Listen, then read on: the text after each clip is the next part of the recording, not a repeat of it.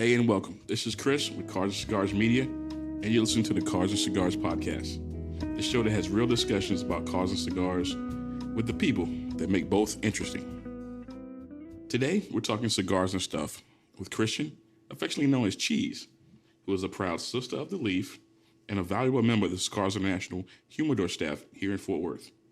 We'll ask her some questions, get some answers, laugh a little, and see what she's smoking today. Thanks for joining us. Cheeze, how are you today? Hello. I'm doing good. How are you? I'm good. So tell me, first and foremost, what are you smoking today? Right now, I am smoking a Tabernacle Havana Seed. It is the David Perfecto 5x54. It's pretty good. I haven't tried it yet, so starting off pretty good. It's a high-dollar cigar. What are you smoking? I'm smoking the Rocky Patel 60th anniversary. Nice. I've had that a couple times. I like it. Thank you. Hopefully it'll be good. So tell me, you've introduced yourself to the people. How long have you been working at CI? I have been working at CI since we opened. So our Fort Worth location opened up in July of 2020. And I've been here since the middle of August, pretty much. Okay. And how many locations does CI have as far as retail? So I forget when I count, but let's see. So there's 2 in Pennsylvania. That's where it originated. There's also 2 in Florida. Okay. We have 3 now in Texas. So they just opened up a San Antonio store. So what is that? 4, 6, 7, 8. About Tampa? Yeah. Okay. Yeah. Okay, that's good. Now, real quick, how long have you been enjoying cigars? I have been enjoying cigars for as long as I have been working here, to be honest. My parents have always been big in cigars, and I observed, but I never dabbled in it myself. You always see older people in cigars, or, I just didn't understand it then. I'm like, okay, celebration's something to do. But since joining, the CI staff, yeah, it's an art. I appreciate it. I really kind of made my way in it. Okay, that's fair enough. If you don't know, I'm one of the parents that she mentioned. So this is my daughter. Yes. Let me ask you this, just real quick also. Since you've been, I'd say maybe less than 2 years as a cigar individual, what do you look for when you select a cigar for your enjoyment? I mean, yeah, so my selection process is kind of all over the place, because particularly, it doesn't matter. I have to have a meal before I smoke.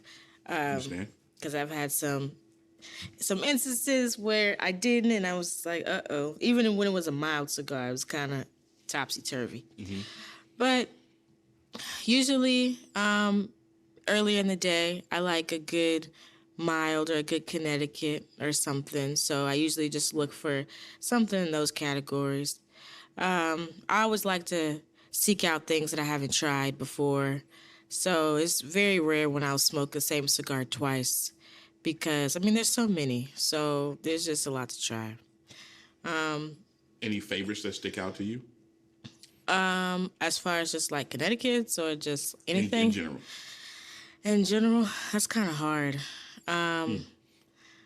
But I can honestly say that like one of my favorite brands is Foundation. Another one is Room 101, Illusion. I like smaller boutique brands, so they seem, even though they're smaller, they seem to have a lot of choices. Okay. So I like to dabble in those. Makes sense. Now let's say you're not at work and you're out just relaxing with friends. Went out already? Yeah, it's Let's think about this little perfecto. Let's. Oh, it's okay. Light it again. So when you're out with friends or whatever, do any of your friends ever enjoy cigars? No, not really. But I can proudly say that they've seen me and my journey, and honestly, they just think it looks cool. So they want to learn more about it, and I've actually been able to teach a few of my friends how to actually smoke a cigar, just a little bit of cigar knowledge. So that's been kind of fun. Little cigar 101. Okay. Okay. Now, this one we're going to touch on a couple of things. What's been some of the reactions from people that see you, a young black woman, in the CI humidor as an employee?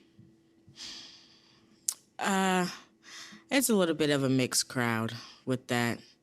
So initially, it was just kind of I wondering what I'm doing here. Okay. It's no secret that tobacco industry, cigar industry is a good old boys club. Right. And, for a while, our clientele, particularly at CI Fort Worth, only looked a certain way. So when customers, and kind of still to this day, I mean, a lot of people know my face now. They recognize me, so they know. But the reactions were, yeah, just kind of assumption that why is she working here? She really doesn't know. People would outwardly ask me, do you smoke cigars? And my response, I just kind of, at this point, I just kind of laugh. Yeah. But then, I also tell them, I can work a plethora of places, but I choose to work here. Good And comeback. I've been here for about 2 years now. So clearly there's something right, or there's something I enjoy about it. Okay. But also, for the longest time, because I was like, since I didn't smoke coming into it, I was like, well, I'll just try one, maybe every couple of days or a week and stuff. But then I was easily influenced because, I am I work in customer service. So how are you going to sell something to somebody if you don't know your product? Right. That's not how I operate. I don't want to just, BS people and just tell them, oh, yeah, it tastes like this and da-da-da, and that, not be true. That not be truly what's true to myself. So, yeah, sometimes they just assume that I don't know anything or, I'm just not the first person to ask. But, like I said, being customer service, I do enjoy helping people, even if they don't really have a warm, welcoming response to me. I'm going to make sure to have a welcoming, warm response to them. Okay. So it's been a lot of mixed stuff, but I've also gotten a lot of like, I don't know if you call it gratitude in a way, or just like a lot of, wow, we really haven't seen too many women, let alone black women, working in our local humidors or cigar shops and whatnot. So it's sometimes people tell me I'm a breath of fresh air, and I appreciate that too. Do you have any regulars? Yeah, I Really? got a lot of regulars. Okay. They like to come in and they ask for cheese. Where's cheese? Yeah, they ask for cheese. Sometimes they call on the phone. And they call our location and it's like, can I speak to if they don't know my name, can I speak to the young lady that helped me out the other day or whatever? Or sometimes they'll directly ask me, where's Cheeze at? So Okay. I'm like, wow. That's very good. That means you're making a good connection with the people that you're servicing, and they value your opinion and they look for you. Yeah, it's really cool to me. Okay, so one of the things I've heard you mention before is the phrase, and I want you guys to pay attention to this one. The cigar future is female. Can you elaborate on that sentiment, that statement, that focus, that overall? Sure. So that kind of statement came from honestly something simple. I just wanted a really cool looking background image for one of my profile pictures on social media. So, but looking for different photos like on Pinterest or just looking for I didn't really find what I wanted. So I really love the Nike saying and how a lot of different brands have coined the saying, the future is female. And they've used it in different, different, what am I trying to say? Different fields and As a different call to subjects. action or as a positive look. Yeah. Yeah. And so when I'm thinking about it, I read a lot of articles. I try to do as much research as I can. And I'm interested. I'm interested not just in the tobacco business itself, but how women are making an impact in the tobacco business. And when I thought about it, I was just like, the cigar feature is female. I don't know, it just has a really cool ring to it. Kind of simply, but then also I really feel that way. There are tons of women growers, and we know that most of the time, honestly, in like Nicaragua, other countries, most of the rollers are women. I'm starting to really discover a lot of women who have their own cigar shops, like even right here in Dallas, Texas, and just in the surrounding areas. And I would love, personally, I've already had a dream to have my own cigar brand or something like that. You heard it here first. In the future. So, it's true. Like I said, it from the outside looking in, it was a good old boys club, but we're expanding, we're evolving, and it's okay to move with the times. It's okay to move the times and accept that a woman might lead you to your next favorite cigar. Very true. Yeah. So. Okay. Now let me ask you this. Currently, right now, if you were, I noticed you said there was a few cigars that you had that you did like. Your worst experience with a cigar. Oh. What was that experience like to you? I feel bad if I would say what cigar it was. Okay, we don't have to. Might be we'll no names this time. Okay. Okay. Because that might be somebody's favorite. They might be offended. I think I would say it was a mild cigar. But, well, it was the profile of it, I was told, was very mild. Okay. But I think, again, that's why I say I have to have something on my stomach, because I don't think I had enough on my stomach. And I don't think I just wasn't hydrating enough. But very important. I was smoking at work. It was a night shift.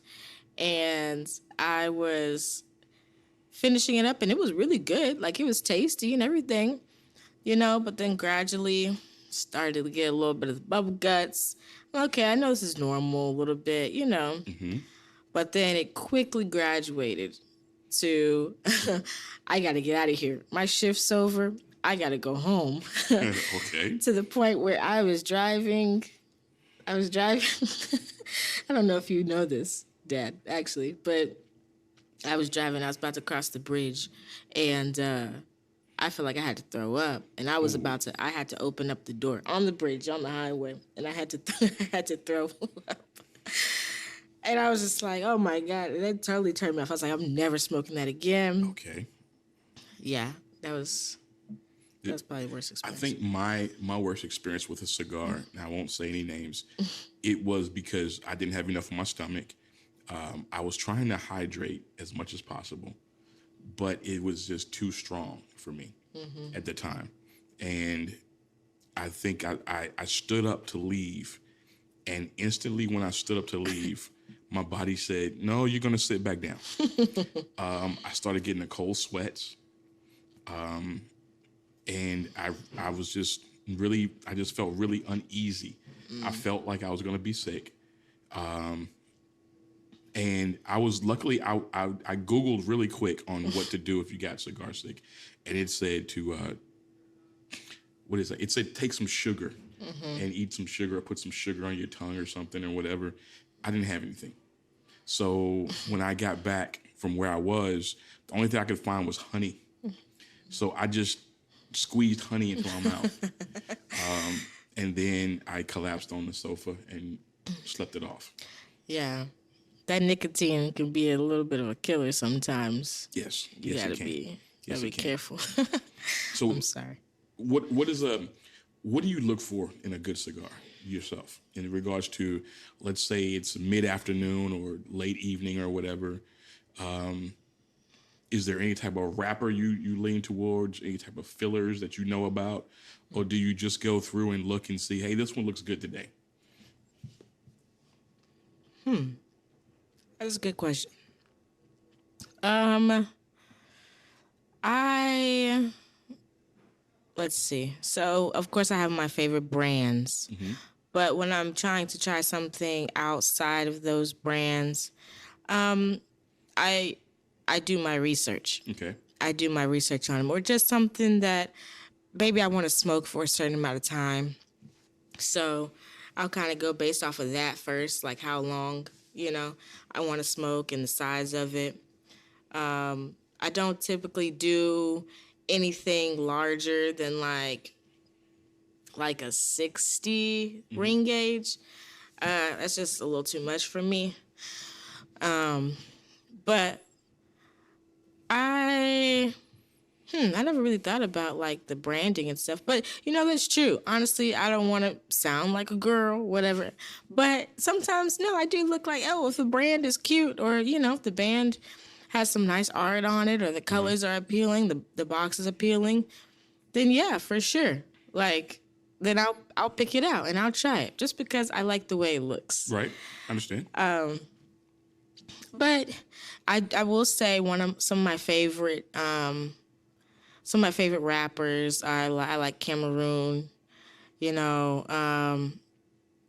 I like a few like Mexican San Andreas. The spice used to scare me, but then I've discovered some blends that kind of dampen the spice a little bit and make it more enjoyable, not so harsh. But yeah, I'm kind of all over the place, to be honest. I know you said you want to have something on your stomach, but do you ever pair food with a cigar? Or do you eat first and then smoke?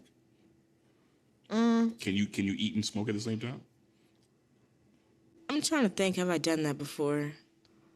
Actually last night I did, because I had some pretty good barbecue. And I had some sausage and stuff. And I was smoking a CAO Cameroon, actually. Okay. The La Anniversary, so the one with the shiny green and the red label on it. Okay. And it actually paired really well. With the barbecue? Okay. Yeah, it did. But I don't typically smoke and eat at the same time. Okay. That's not like a normal thing that I do. How about a beverage at the same time? Is it mostly water or soda, tea, anything like that? If I'm trying it for the first time, I like to drink water so I can really get the notes, if I can't, really get the flavor for what it is. But then sometimes, I do enjoy a good bourbon, or, when I do have a San Cristobal or La Roma de Cuba with the San Andreas, because I'm not scared of those. Okay. But a good tequila drink, something not too overpowering. I like to find good balances of stuff. The other day I smoked a Tatuaje animal cracker, and I had an espresso martini with it, and that seemed to pair really well, with the cocoa and the Java notes to it and stuff like that. So I mean, it's a fun thing. I'm still trying to grow my palate. I'm still trying to hone it which, I mean, it could take a long time. True. They say it True. take, years for that Yes. to happen. But I think it's fun for me to try to see, okay, this tastes good. I'm puffing on it. It tastes good. Let's try out different things and Okay. see. Why do you do that? Do you smoke and eat? I usually I will smoke and eat it sometimes, but I don't often retrohale sometimes, so it's harder for me to get some of the notes that are supposed to go with it. I just can tell if it's a heavier cigar, I need to have something heavier on my stomach or heavier to eat with it, like a good burger with like a Cohiba Black or something like that, or a good steak. Yeah. I need to have some of those things. Now, like with this Rocky Patel, this is very light for me. It's a very good flavor cigar. Today I'm getting 7 Up or ginger ale. What am I not drinking? Sprite. Sprite. And Okay. lime. Sprite and lime. Okay. And you have a ginger ale and lime. So it just depends really. Sometimes I'll drink a root beer because a lot of times root beer, some of the creamier notes and tastier notes will blend well with cigar. It just depends on what I'm feeling. Yeah.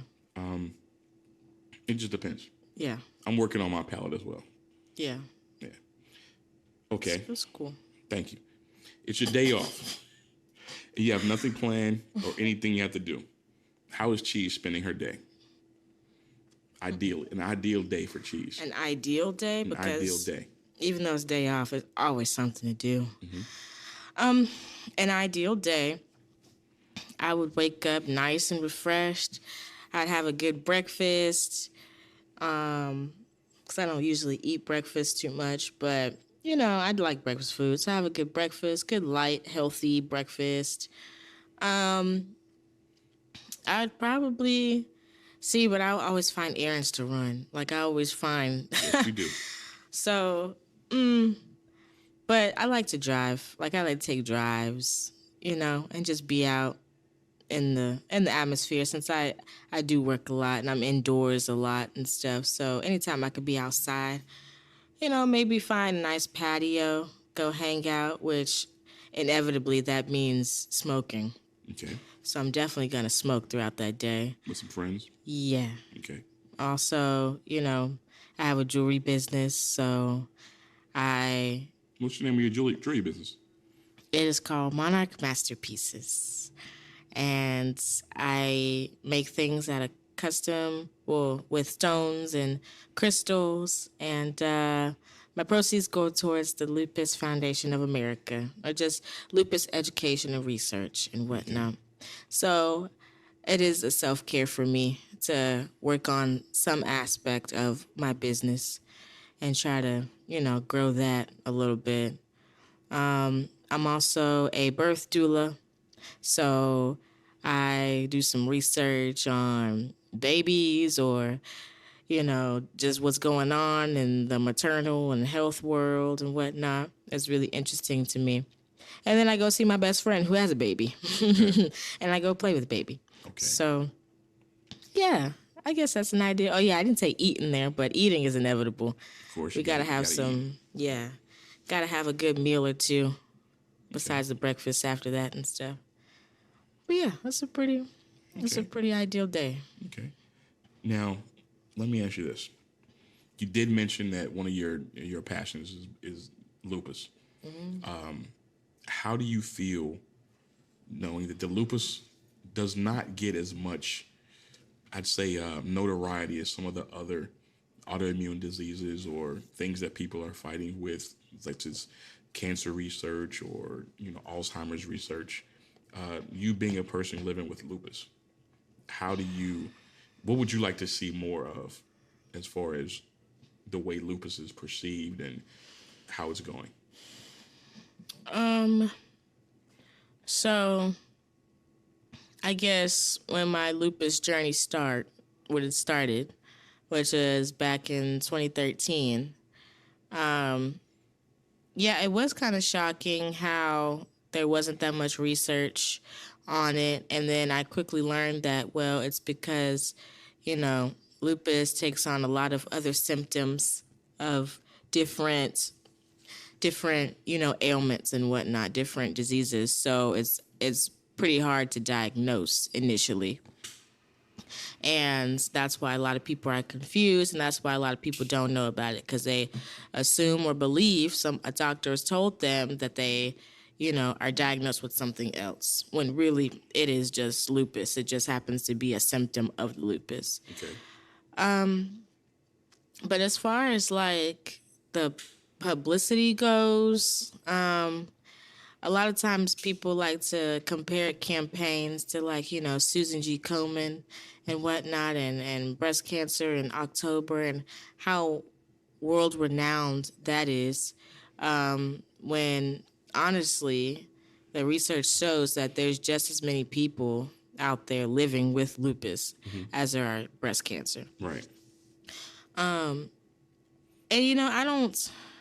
I guess our government has a lot to do with it, just like petitioning for more grants for research, because there really is no cure for lupus, and so the majority of the funds being raised for it just go towards, like I was saying, the education around it, the clinical trials for different medications to help treat it and whatnot. And initially, it did make me sad, because especially I attended an HBCU, and with Which one?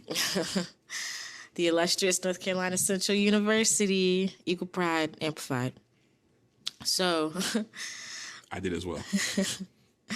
So with lupus, kind of like the predominant group is women and women of color.